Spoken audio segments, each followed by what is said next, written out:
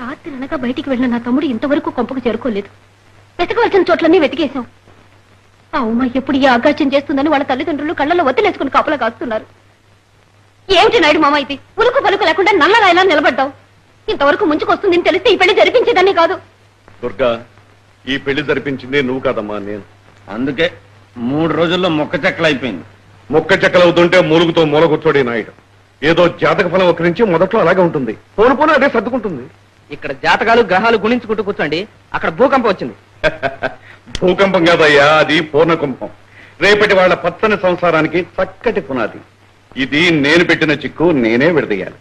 ఈలోగా అంతా చేయిదారిపోతుంది. చేయిదారిపోదయ్యా, నా చేయిదారిపోదు. నేను పోనివ్వను. అసలు వాళ్ళిద్దరికీ కీచులాట ఎప్పుడు మొదలైంది? పెళ్ళైనా 4వ రోజున, అంటే 3 రోజులు గడిచాక. అర్థం కాలదా? 3 రాత్రిళ్ళు 3 పగళ్ళు గడిచాయి. ఇప్పుడు మన గోపి రుచి మరిగిన పిల్లి. ఏం పిల్లో ఏం వెలకో నాకేం అర్థం కావడం లేదు. ఏమీ నష్టం లేదు. ఇప్పుడు మనమంతా కలిసి ఆ ఇంటికి వెళ్తున్నాం. మీరంతా ఒక పక్షాన మాట్లాడతారు, నేను గోపి పక్షాన పోట్లాడతాను. అదేమిటి? అదంతే. అంతే అంతే. మనం అలా నటిస్తాం. మీ పార్టీ మా పార్టీ యుద్ధ భూమిలో మిలిటరీ వాళ్ళగా ఫైట్ చేసుకోవాలి. సమయం చూసి నేను ఆలుమగలిద్దరికీ కనెక్షన్ ఇస్తాను. Okay okay okay.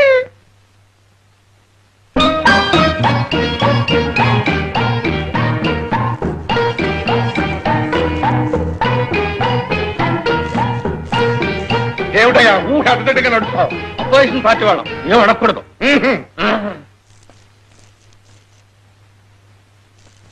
నాయుడు గారు, గోపి గారు వచ్చేస్తున్నాడు. చించేస్తాను, పక్క చించేస్తాను, తోలు వాయించేస్తాను. ఏమనుకుంటున్నారు? నన్నే మోసం చేద్దాం అనుకుంటున్నారా? ఈ నారద నాయుడు ఉన్నాడు. వాడి ఆస్తంతా పోయినా సరే, కొన్ని కోట్లు ఖర్చు అయినా సరే, సుప్రీంకోర్టు వరకు వెళ్ళి డైవర్స్ ఇప్పించేస్తాను. జాగ్రత్త. ఏమిటి ఏదో పెద్ద మనుషులు కదా ఊరుకుంటుంటే ఇష్టం మాట్లాడిస్తున్నావు. నువ్వు సుప్రీంకోర్టుకి వెళ్తే నేను హైకోర్టుకు వెళ్తాను. ఎలా డైవర్స్ ఇప్పిస్తామో నేను చూస్తాను. నాయుడు గారు, గోపి నాయుడు గారు, నీకు ఎంత కష్టం వచ్చి పడిందిరా నాయన. పెళ్లినాడు కట్టిన మధుపరకాలు ఇంకా మాసే పోలేదు. శోభన గదిలో పెట్టిన అరటి పళ్ళు ఇంకా మాగే పోలేదు. హనీమూన్ కోసం కొన్న రైలు టికెట్లు ఇంకా యూజే కాలేదు. నా పెళ్లి పెట్టే లీవ్ ఇంకా అయిపోను లేదు. ఇంతలోనే నీ నెత్తి మీద ఇంత పిడుగు పడాలా నాయన? మీరేం బాధపడకండి నాయుడు గారు. ఇక వాళ్ళకి మనకి ఎటువంటి సంబంధం లేదు. ఇదిగో తెచ్చాను విడాకుల పత్రం. దీని మీద దాన్ని సంతకం చేయమనండి. ఈ దెబ్బతో తెగదెంపులైపోతుంది. సభాష్ గోపి, సభాష్. అరటావు కాగితంతో ఒక ఆడదాని జీవితం తెగదెంపులు చేశావంటే ప్రపంచ తెలుగు మహాసభలో నీ పేరు తెగ మారుమోగిపోతుంది. అది అలా ఉంచండి. నా పిల్లలకి డాన్స్ రావాలని చెప్పాను. ఎందుకు? మా ప్రొపరేటర్ గారి పిల్లలు డాన్స్ అంటే చెవి కోసుకుంటుంది. ఆవిడ పూట భోజనాన్ని పిలిచి నా పిల్లల చేత భరతనాట్యం చేయిస్తే నాకు ఇంక్రిమెంట్ వస్తుంది. కూచిపూడి చేస్తే నాకు ప్రమోషన్ వస్తుంది. కథాకళి చేయించాం అనుకోండి, ఏకంగా ఆఫీసర్ పోస్టే వస్తుంది. రే గోపి, నీ ప్రొపరేటర్ పెళ్ళాన్ని క్యాబరా డాన్స్ ఇష్టం అనుకో, నీ పెళ్ళాన్ని కూడా క్యాబరా డాన్స్ చేయమంటావా? నా పిల్లలు క్యాబరా డాన్స్ నేర్చుకోవాలి అని నేను అనుకుంటే అది చేసే తీరాలి. కరెక్ట్ రాజా. అంచేత ఉమా వెంటనే క్యాబరా డాన్స్ నేర్చుకోవాలి. డాన్స్ నేర్చుకోవాలి, లేకపోతే డైవోర్స్, విడాకులు. నాయుడు గారు, మీరు ఒక్కరేసారి నన్ను పూర్తిగా అర్థం చేసుకోండి. కరెక్ట్ రాజా, కరెక్ట్. ఎవరిని ఎలా అర్థం చేసుకోవాలో అర్థమైన వాడిని నేను ఒక్కనే. రే గోపి, డాన్స్ వచ్చిన ఉమ్మ నీతో చెప్పిందా? వాళ్ళ అమ్మ చెప్పింది. అయితే వాళ్ళ అమ్మకే ఇచ్చే విడాకులు. ఒరేయ్, ఇందులో ఉమ్మ చేసిన తప్పే ఉందిరా. నీకంతగా నచ్చలేదనుకో, నీ కోపం తగ్గేదాకా 2-3 నెలలు మా ఇంట్లో ఉంటుంది. అంతేగాని పెద్ద విడాకులు గిడాకులు అంటావు. అసలు ఆ మాట అంటేనే నాకు ఒళ్ళు మంట. ఇలా చూడు నాన్న, నువ్వు దేనికైనా ఒప్పుకో, కానీ దీనికి మాత్రం ఒప్పుకో మాకు. ఎందుకో తెలుసా? 2 నెలల పాటు మీ ఆవిడ మీ అక్క ఇంటి దగ్గర ఉందనుకో, దాన్ని ఇది మార్చేస్తుంది. మొత్తం కదటం జరుగుతుంది. రేపొద్దున మీ ఆవిడ నీ ఇంటికి వస్తే దాని చీరలు నువ్వు ఉతకాలి. చూడు నీ బావసుడు ఎలా తలుపుతున్నాడు. ఆగైతే నీకు పట్టాలా? అడుగు.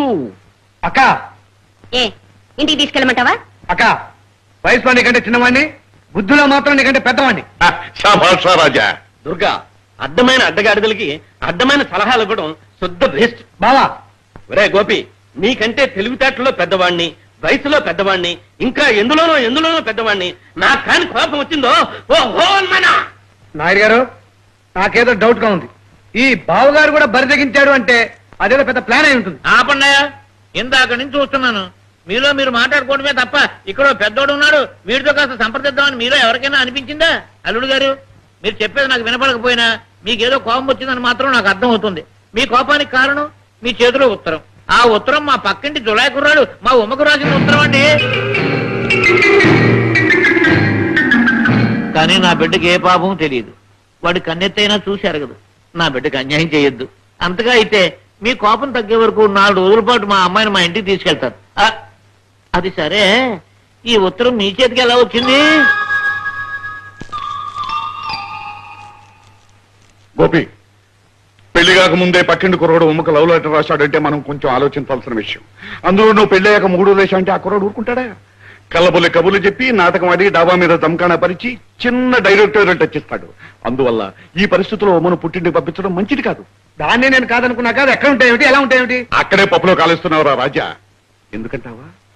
3 రోజుల అహర్నిశలో ఆమెతో ముద్దుగా ముచ్చటగా కాలం గడిపావు, గుర్తుందా? 3 రోజులే కదా. 3 రాత్రిళ్ళు 3 పగళ్ళు. రే గోపి, ఇంత జరిగిన తర్వాత ఇక లాభం లేదు. ఆ పత్రాలు చెప్పు, ఉమ్మతో సంతకాలు నేను పెట్టిస్తాను. సంతకం పెట్టాక అది ఎక్కడ కడుతుంది? ఇంకెక్కడికి కడుతుంది? పుట్టింటికి. డాబా చంపకాణ చిన్న డైరెక్టరేట్. అది పుట్టింది కదా, వీలేదు. ఓనే మా ఇంట్లో ఉంటుంది. చీరలు, జాకెట్లు, లంగాలు ఇంట్లో ఉంటాను కూడా వీలేదు. మరి ఎక్కడుండాలిరా? పోనీ మన ఇంట్లోనే ఉంటుంది. ఏమిటి? అవునని.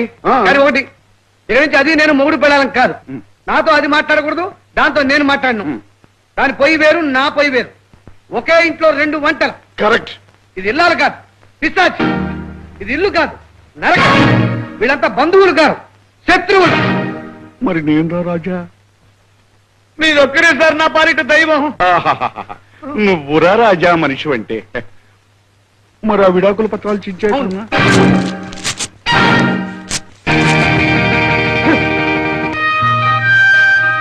ఇప్పుడు కథ సరిగ్గా సగానికి వచ్చింది. మిగతా సగం కథ కూడా ఎలా నడిపిస్తానో చూడండి.